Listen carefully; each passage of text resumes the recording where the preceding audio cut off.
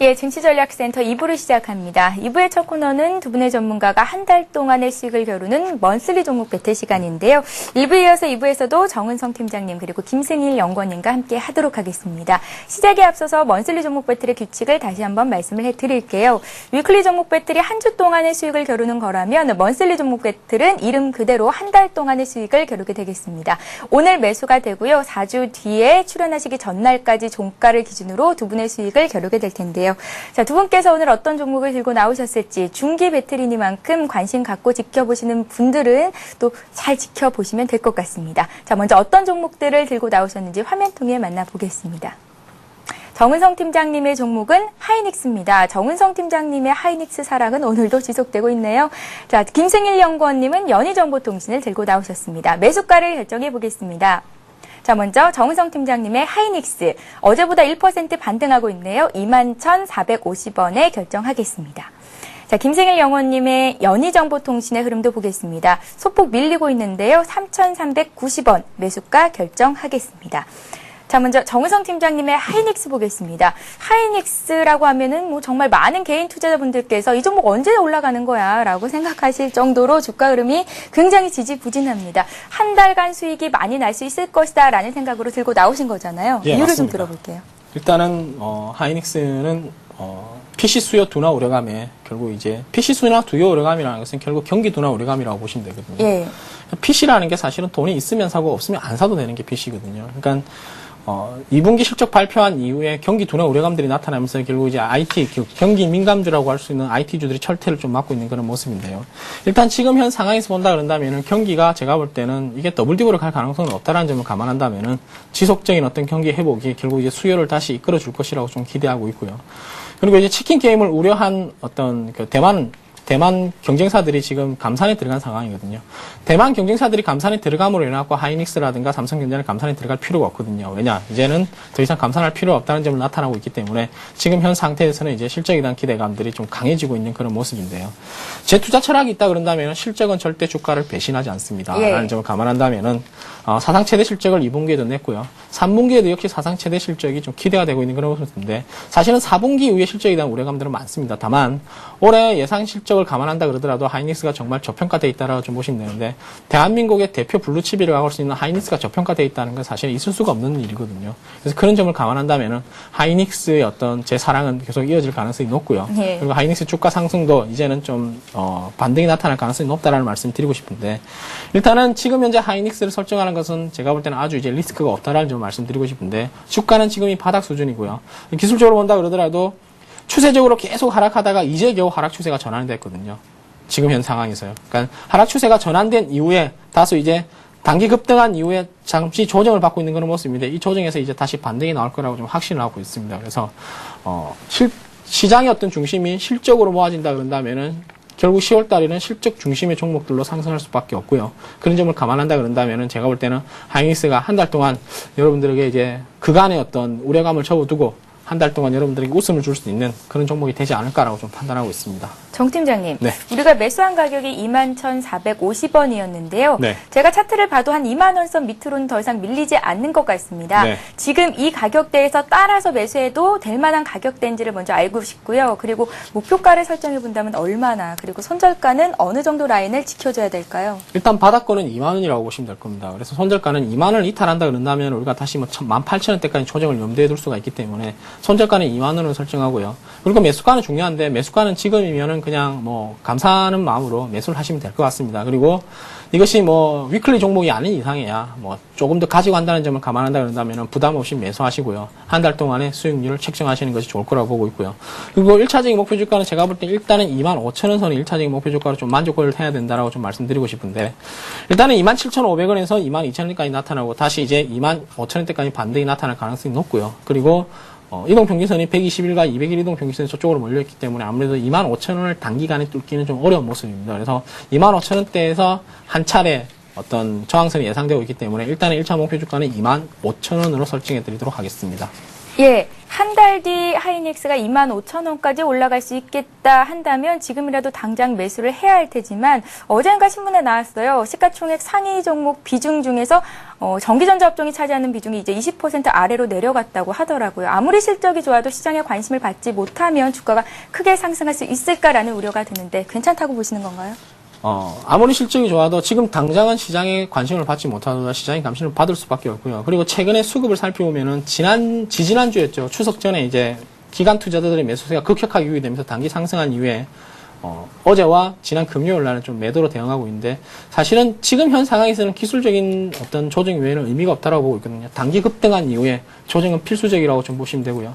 그리고 어제 같은 경우에는 외국인들의 매수세도 좀 유입되고 있는 그런 모습인데 일단은 실적에 대한 우려감, 즉 2분기 실적이 정점에 대한 우려감들에 많이 하락을 했고 이에 따라서 반발 매수세도 들어올 수 있고요. 그리고 3분기 실적도 자기네들이 예상만큼이 나쁘지 않을 거거든요. 예상치보다 좋은 실적들이 나타난다 그런다면은 충분히 25,000원대까지 반등이 나타날 가능성이 높고요. 그리고 한 달간의 기간을 설정했다는 것은 제가 만약에 지금 9월 달이었으면은 9월 초였으면은 제가 설정을 하지 않았을 겁니다. 왜냐? 10월 달에 실적 발표가 있기 때문에 그 실적 발표에서 다시 시장의 기대치를 충분히 받을 수 있는 기간이 만들어진다는 점을 감안한다면은 지금은 이제 시장의 기대를 받을 날이 멀지 않았다라고 좀 보고 있습니다. 예, 지금이 바로 하이닉스를 매수할 시점이다라는 말씀까지 들어봤고요. 자, 이번에는 김승일 연구원님의 종목 보겠습니다. 연희정보통신인데요. 먼슬리 종목 배틀 시간에도 역시 거래손에 있는 종목대 또 김승일 연구원님의 코스닥 내 있는 종목의 대결이 되겠습니다. 연희정보통신에 대한 얘기를 들어볼 텐데요. 하이닉스가 바닥권 수준이다라고 말씀을 좀 전에 정은성 팀장님이 주셨는데 제가 볼 때는 연희정보통신이 정말 바닥권이 아닌가라는 생각이 들 정도로 주가가 굉장히 밑쪽에 있습니다. 일단 이 종목을 선택하신 이유부터 좀 들어볼게요. 네, 우선 전방산업의 호조에도 불구하고 주가가 좀 제대로 대접을 받지 못하는 것 같아서 이 종목을 좀 가지고 왔습니다. 예. 우선 이 연희정보통신 같은 경우에는 그동안 상당히 좀 부진했었던 휴대폰 PBA 사업을 좀 정리를 하였었고요. 이쪽 사업을 가지고 LED PBA를 좀 전환을 해주었습니다. 그동안 휴대폰 PBA가 뭐 1년 매출액이 한 100억 정도였다는 것을 좀 감안을 하고 LED 쪽이 월 100억 정도로 매출이 급격하게 좀 증가를 해나가고 있는 그런 상황입니다. 우리가 사실 최근에 어떤 뭐 LED 관련주들, 뭐 특히 IT 기기나 뭐 반도체들, 그다음에 뭐 LED 관련주들이 상대적으로 낙폭이 굉장히 좀 심했었는데요. 이러한 부분에 대해서는 어느 정도 공급 가능에 대한 그런 논란이 있었고, 뭐 부품주들 같은 경우에는 판매이나 단가의 압력에 대해서 좀 어느 정도 자유로울 수가 없었던 그런 상황이었습니다. 하지만 이 공급 가능에 대해서는 어느 정도 좀 수율 조절을 해나가고 있는 그런 과정이기 때문에 이러한 우려감에 대해서 어느 정도 주가가 가격 조정을 통해서 반영을 해준 측면이 있다라고 좀 말씀을 좀 드리고 싶고요. 사실 지금까지 이 회사가 보여준 실적은 그다지 뭐 갈목할 만한 그런 성장을 나타내주지는 않았습니다. 왜 그런가 하면은 뭐 계속해서 뭐 영업이익이 나오는 것을 가지고 뭐 설비 투자를 했었고요. 뭐 고정비가 계속해서 좀 들어갔었기 때문에 아직까지 실적에 대한 부분이 크게 개선이 되지는 못하였지만 이러한 부분에 대해서 설비 투자를 크게 확대를 하였었고요. 이제는 점진적으로 이게 수익으로 연결이 되고 있는 그런 구조가 따라와주고 있습니다. 특히나 이쪽에서 중국에서 이거는 자회사가 있는데요. 1분기에만 이미 뭐 손익분기점을 넘어설 만큼의 그런 갈목할 만한 성장을 좀 나타내주고 있습니다. 특히나 동사 같은 경우에는 매출의 그런 91%를 삼성전자에 납품을 해주고 있습니다. 특히나 삼성전자가 뭐 올해 뭐 LED나 뭐 3D TV 그리고 노트북을 내년에 올해보다 2배 이상 뭐 판매할 것이다라는 이런 계획을 좀 잡아놓고 있고요.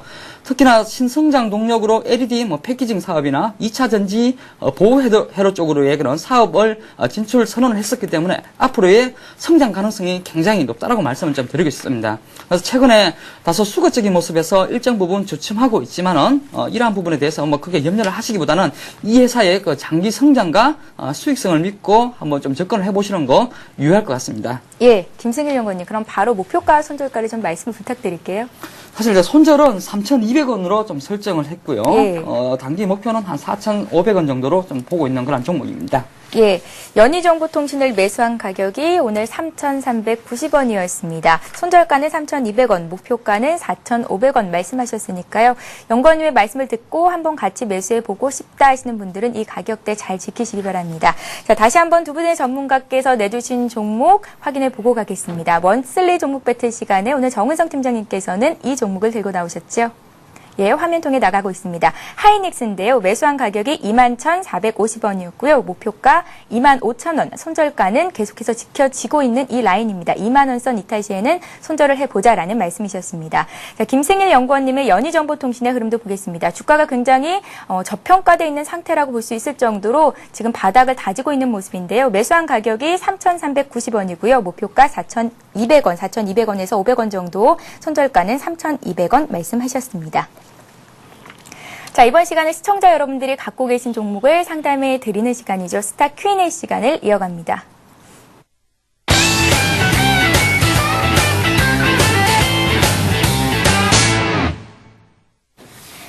예, 시청자들의 궁금증을 풀어드리는 스타 Q&A 시간입니다. 스타 Q&A 시간에는 무료 문자로 들어온 문자들, 종목들 상담을 해드리고 있는데요.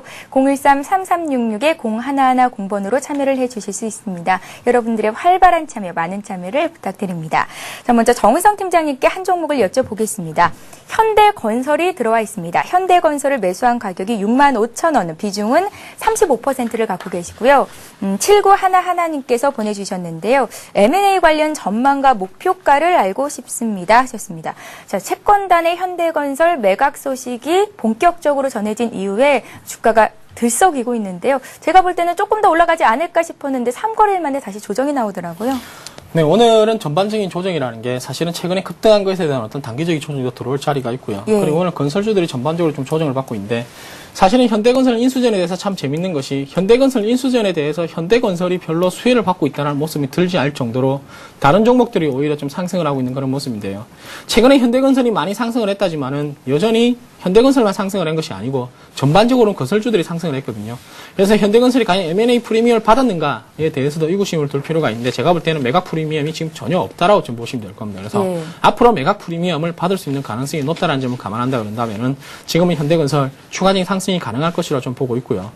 그리고 앞서 말씀드렸지만은 현대건설의 인수가 확정이 된다 그런다면은 이제 다른 종목들 즉 현대건설 인수와 관련해서 급등한 다른 종목들 같은 경우는 주가가 빠질 것이고요. 현대건설에게 프리미엄이 다시 붙는다는 점을 감안하고 그리고 현대건설 나름대로 어떤 펀드멘탈을 감안한다 그러더라도 역시 지금은 넘버원 어떤 건설사로서의 위용을 다시 찾을 수 있는 그런 계기가 되지 않을까라고 좀 보고 있습니다. 그래서 일단은 추가적인 상승이 가능할 것이라고 좀 보고 있는데 다만 중요한 것은요.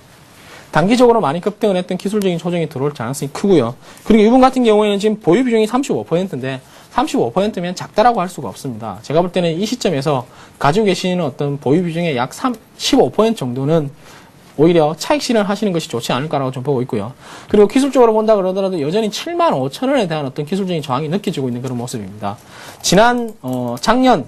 작년 12월 달에도 75,000원대 부근에서 좀 저항선을 맞고 있고요. 그리고 지금도 역시 마찬가지로 75,000원대 부근에서 저항선을 맞고 있기 때문에 과도한 욕심을 버리시고 오히려 지금 이 시점에서 차익 실현을 하시는 것이 좀 좋지 않을까라고 좀 보고 있고요. 그리고 향후에 75,000원을 돌파한다 그런다면은 이후에 목표 주가는 좀 더 길게 보시, 즉 M&A 프리미엄 분다 그런다면은 좀 더 길게 볼 수 있지 않을까라고 좀 보고 있습니다. 그래서 지금 현 시점에서는 제가 볼 때는 일정 부분 비중 축소 전략을 좀 제시해드리고 싶습니다. 예, 정 팀장님. 네. 인수전에 뛰어든 현대그룹과 현대차그룹의 이파전이 될 가능성이 있겠다라는 얘기가 들리는데 현대그룹의 지분 구조가 굉장히 복잡하더라고요. 사실상 그 지주회사라고 볼 수 있는 현대상선 그리고 현대상선의 지분을 굉장히 많이 갖고 있는 현대엘리베이터. 네. 주가가 굉장히 많이 올랐다가 오늘 조정을 받습니다. 네. 갖고 계신 분들 이 종목들은 어떻게 보면 좋을까요? 사실 이게 정상적이라고 볼 수는 없거든요. 예. 그러니까 현대건설 인수와 관련해서 다른 종목들이 오른다는 것은 결국 이제 현대건설이 가지고 있는 현대상선 지분 8%가 문제가 되는데요. 이 현대건설을 만약에 현대차가 인수를 한다 그런다면은 현대건설이 가지고 있는 현대상선 지분 8%를 현대중공업 그룹으로 넘겨버리면 대주주가 바뀔 수 있는 우려감들이 나타나고 현대그룹 전체가 오히려 현대중공업 그룹으로 들어갈 가능성이 크거든요. 그래서 최근에 어떤 현대상선을, 그러니까 현대그룹이 어떤 지주 역할을 하는 것이 현대상선인데 그렇게 된다 그런다면은 현대상선이 넘어가 버리면 모두가 다 넘어간다라고 보거든요. 그래서 최근에 현대상선에 대한 어떤 지분 싸움이 좀 일어나고 있는 그런 모습인데 제가 볼 때는 주가가 이것이 정상적으로 올라갔다라고 보기 힘들거든요. 그러니까 비정상적으로 좀 M&A 이슈로 비정상적으로 상승했다 그런다면은 이것은 주가는 반드시 비정상적으로 올라가면 자기 자리를 찾을 가능성이 크다. 그래서 최근에 현대건설로 인해 가지고 수혜를 많이 봤던 현대엘리베이터라든가 현대증권 또는 현대상승 같은 경우에는 보유하고 계신 분들이 있다면은 지금은 미련 없이 50% 이상은 매도해야 된다라고 좀 보고 있습니다. 예, 관련해서 함께 좀 봐줬고요. 이번에는 김승일 연구원님께 대우증권을 여쭤보겠습니다. 코스피가 연고점을 돌파하면서 증권주가 어제 강했고 코스피가 오늘 조정을 받는데도 증권주 전체 업종으로는 강세를 보이고 있습니다. 대우증권은 오늘 52주 신고가를 경신했는데요. 5719님께서 매수하신 가격이 23,350원이고요. 비중이 안타깝습니다. 10%를 갖고 계십니다. 앞으로 대응 전략 어떻게 가져가면 좋을까요? 네, 계속해서 추세가 무너지기 전까지 보유하시는 접근이 필요할 것 같습니다. 예. 우선 대우증권 수급을 한번 살펴보니까 너무나 좀 긍정적입니다. 개인들은 계속해서 좀 매도를 나타내주고 있고요. 외인과 기관이 이제 이 종목을 좀 쓸어 담고 있는데 특히나 기금에서 이렇게 영속적이고 공격적인 그런 매수를 해주고 있습니다. 특히나 우리가 뭐 기금에서 하반기까지 어떤 8조 원의 그런 뭐 자금을 좀 투자하겠다라는 이런 말씀을 좀 했었는데 이러한 종목군들 최근에 어떤 기금 쪽에서 공격적으로 매수를 하는 종목군들이 뭐 대우증권이나 뭐 두산 이런 종목인데요. 이런 종목군들의 그런 시세 탄력이 굉장히 좀 급격하게 좀 나타나지고 있습니다. 그리고 정시의 그런 장밋빛 전망이 계속해서 좀 줄을 잇고 있는 가운데 가장 크게 수혜를 받을 수 있는 종목이 증권주이고요. 특히나 대우증권 같은 경우에는 브로커리지 부분에서의 굉장히 높은 영업이익률을 좀 가지고 있고요. 채권 쪽에서도 상당히 높은 점유율을 좀 가지고 있습니다. 그래서 뭐 채권과 브로커리지 부분 그리고 뭐 투자 쪽에서도 굉장히 뭐 높은 그런 점수를 받고 있기 때문에 대우증권이 뭐 시장의 핵심 에이스로도 바라볼 수가 있겠습니다. 그래서 지금 구간에서는 계속해서 샀다 팔았다 하는 이런 빈번한 매매보다는 추세가 완전히 무너지기 전까지 보유를 하시면서 수익의 극대화 전략을 노리시는 접근이 필요한 종목입니다. 지금 시점에서 추가적인 매수는 조금 힘들까요? 약간 눌러주면은 매수를 하는 데 있어서 심리적으로 예. 가벼울 텐데 이런 종목군들 시세가 이제 막 불을 붙고 있기 때문에 따라가면서 매수를 하기에는 약간 심리적인 부담감이 좀 있을 것 같습니다. 예, 가진 자의 여유라고 봐야 되겠네요. 대우증권 봤고요. 자, 이번 종목도 역시 신고가를 경신하고 있는 종목입니다. GS가 들어와 있네요. GS를 8745님께서 사셨고요. 51,000원에 15% 갖고 계시다고 합니다. 신고가 내고 있는 종목에 잘 따라 붙으셔서 수익 내신 분들이 최근에 많이 나오고 있고요. 그런 분들께서 종목 상담 신청을 해주고 계십니다. 목표가, 손절가가 알고 싶다고 보내셨는데요. 너무 올랐나 싶기도 하고 지금쯤 또 차익 실현하기에는 조금 아쉽다라는 생각도 들고 어떻게 해보면 좋을까요? 글쎄요, 뭐 이런 종목이 목표가가 얼마가 될 것 같습니까? 라고 물어보면 사실 대답하기 힘들거든요. 예. 원래 신고가 경신하는 종목은 계속해서 신고가를 경신해 나갈 수 있는 그런 종목이기 때문에 지금은 그냥 오히려 두고 보는 것이 좀 좋지 않을까라고 좀 보고 있는데 일단은 뭐 상당히 좋습니다. 실적에 대한 기대감들이 연일 많이 반영이 되고 있는데 사실은 GS는 GS그룹의 지주회사로서 GS 칼텍스가 차지하는 비중이 대부분이거든요. 근데 이 GS 칼텍스가 실적이 좀 연일 좋아지면서 GS의 실적을 좀 이끌고 있는 그런 모습인데 GS 칼텍스가 정제 마진이 지속적으로 개선되고 있고요. 그래서 전반기 실적이 좋았는데 3분기 이후에도 정제 마진 개선이 기대가 되고 있고 그리고 경기 회복에 따라서 수요가 계속해서 늘어나고 있는 그런 모습이고요. 여기에다가 환율까지 내려가고 있으니까 영업이익은 계속해서 올라갈 수밖에 없고 순이익도 계속해서 높아질 수밖에 없는 그런 선순환 구조를 좀 연결해낸다라고 좀 보시면 되고요. 그리고 여기에다가 이제 또 하나의 모멘텀이 있다 그런다면 GS 리테일이라고 보시면 될 겁니다. GS 리테일은 아직까지 상장을 하지 않았지만은 GS 리테일 최근에 실적이 좀 소비 형태가 좀 많이 바뀌면서 GS 리테일의 실적이 상당히 좋아지고 있거든요. 이에 따라서 이제 지분법이 계속해서 높아지고 있는 점을 감안한다 그런다면은 지금은 악재는 찾아보기 힘들고 호재만 계속해서 나타나고 있는 모습입니다. 따라서 추가적인 상승이 좀 가능할 것이라고 좀 보고 있는데 일단은 주가가 6월 달에 35,000원대 이후에 많이 상승을 했습니다. 이 정도면 뭐 거의 50% 이상 상승을 했기 때문에 예. 아무래도 차익 실현 욕구가 좀 강해질 수밖에 없는 그런 구간이라고 좀 보시면 되는데요. 일단은 제가 볼 때는 지금 오늘이 조정이 나타나는데 오늘 조정도 역시 0.5% 정도 조정이 나타나고 있는데 이 조정이 중요한 것은 거래량을 수반하냐 수반하지 못하냐가 중요하거든요. 오늘 조정 같은 경우에 거래량 수반하지 않고 있죠. 말 그대로 기술적인 조정이거든요. 그래서 오늘 굳이 기술적인 조정에 매도하실 필요는 없다라고 좀 보고 있고 좀 더 가지고 가시라는 말씀을 좀 드리고 싶습니다. 예. 자, 이렇게 해서 GS 흐름 봤고요. 이번에는 STX 엔진 보겠습니다. 이 종목 역시 52주 신고가를 내고 있네요. 매수하신 가격이 32,000원, 10% 갖고 계신데요. 2793님께서 보내주셨습니다. 대응 전략이 알고 싶습니다 하셨는데 일단은 수익을 보고 계세요? 사실 이 종목도 뭐 추세가 워낙 견조하기 때문에 추세가 무너지기 전까지 그냥 끌고 가시는 접근이 필요할 것 같습니다. 하지만 지금까지 이 회사가 보여준 실적에 비해서는 다소 밸류에이션에 대한 그런 매력이 좀 떨어지는 종목인 것 같습니다. 최근에 이렇게 주가가 많이 올랐었던 요인이 있는데 이것은 지금까지 보여준 실적보다는 앞으로의 그런 수주 모멘텀에 대한 그런 기대감의 확산이다라고 말씀을 좀 드리고 싶습니다. 이 종목 같은 경우에는 우리가 좀 중국발 그런 모멘텀을 좀 기대할 수가 있습니다. 특히나 어떤 벌크선에 들어가는 그런 수요가 최근에 좀 증가를 하고 있기 때문에 이쪽에 대한 그런 엔진 수요가 충분히 좀 부각이 될 수가 있겠지요. 그리고 컨테이너선의 그런 호조가 나타나주고 있습니다. 특히나 이 컨테이너선은 어떤 뭐 북미나 뭐 유럽 쪽에 많은 그런 중점을 좀 두고 있는데 이러한 쪽에 대해서 경기가 일정 부분 좀 살아나고 있기 때문에 이러한 부분에 대한 그 수주까지도 연결이 될 수 있다라는 이런 기대감으로 바라보시면 될 것 같고요.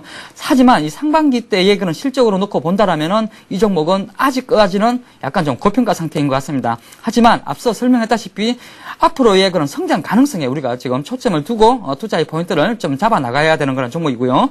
여전히 수급적인 모습과 추세적인 상승이 좀 더 연장될 가능성이 높기 때문에 지금은 일단 5일선 그리고 지금까지 매수를 해주었던 부분에서의 적극적인 차익 매물이 흘러나오기 전까지는 보유를 하시는 접근이 필요할 것 같습니다. 예. 자, STX 엔진에 대한 설명을 들어봤습니다. 자, 이번에는 포스코가 들어와 있는데 좀 살펴보겠습니다. 3363님께서 보내주셨는데요. 내용이 참 재밌어요. 포스코를 54만 원에 40%를 5달을 보유를 하고 계신데요. 주가는 날아가는데 왼수 같은 이 종목을 어떻게 해야 될까요? 라고 문의를 하셨습니다. 꽤 오래전에 사셨죠. 최근 포스코 잘 가고 있긴 한데요. 오늘도 한 2% 오르고 있고 앞으로 어떻게 볼까요? 매수가 회복할 수 있을까요? 뭐 매수가 회복에는 시간이 걸릴 뿐인데 예. 시간이 걸리더라도 매수가는 회복된다라고 좀 보시면 될 겁니다.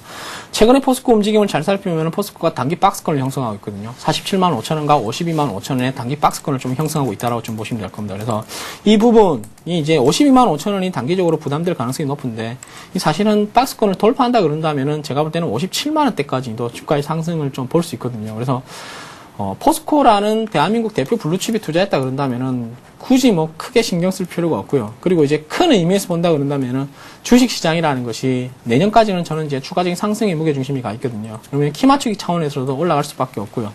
그리고 지난 7월이었죠. 7월 달에 이제 중국의 철강 구조조정이 나타나면서 결국 이것이 이제 가장 수혜를 받을 수 있는 국내 어떤 철강주들의 어떤 연일 좀 수혜를 받을 가능성이 높다는 점을 감안한다면은 지금의 포스코 시간이 걸릴 뿐정 조금은 들고 가시는 전략이 필요하다는 말씀드리고 싶은데 여기서 제가 이제 들고 가라는 말씀 드리고 싶은데 조금 안타까운 것이 비중이 너무 많아요. 40% 그런다면 상당히 비중이 많거든요. 그리고 52만 5천 원을 지금 현재 당장 넘어간다라고 좀 보기는 힘듭니다. 그래서 제가 이제 말씀해드리고 싶은 것은 52만 5천 원 정도 가면은 오히려 좀 비중을 좀 손실을 보시더라도 비중을 좀 줄이시는 게 좋지 않을까라고 좀 보고 있습니다. 예. 오늘 외국인들이 가장 많이 사는 종목 중에 포스코가 위쪽에 있더라고요. 일단 포스코가 오늘 한 2% 정도 반등을 시도하고 있습니다. 자, 다음 종목은 대한항공입니다. 최근에 좀 흐름이 괜찮았죠? 1625님께서 보내셨는데요. 대한항공을 77,800원에 오늘 10%를 매수를 했습니다. 단기적인 목표가를 알고 싶습니다 하셨는데요. 오늘 매수를 하셨다고요? 오늘 매수 약간 급했던 것 같습니다. 예. 왜 그런가 하면은 일단 매수를 하는 데 있어서 약간 쉬어줄 수가 있는 그런 구간이었는데 조금 좀 따라가면서 매수를 하신 것 같고요. 전체적인 모습이 최근 연속적인 상승에 대한 그런 부담이 있어서 일정 부분의 차익성 매물에 대한 차익성 매물이 추리가 될 수가 있고요. 직전에 그런 본전성 매물이 일정 부분 좀 추리가 되면서 하루 이틀 정도는 쉬어갈 수가 있는 그런 종목이었는데 한번 내일 정도에 뭐 좀 더 지시를 확인하시면서 접근을 해도 될 것 같았습니다. 하지만 뭐 장기 성장성에 대해서는 크게 의심이 없는 종목입니다. 왜 그런가 하면은 대한항공 같은 경우에는 우리가 여객 수요가 이쪽 회사에서 차지하는 매출 비중이 한 70%입니다. 여객 수요 굉장히 우리가 경기 회복을 해나가면서 굉장히 수요가 빠른 속도로 좀 증가를 하고 있고 이것을 계속해서 유지를 해나가고 있습니다. 그리고 말이 많았었던 화물 운송 쪽인데 이쪽 회사에서 차지하고 있는 비율은 30%입니다.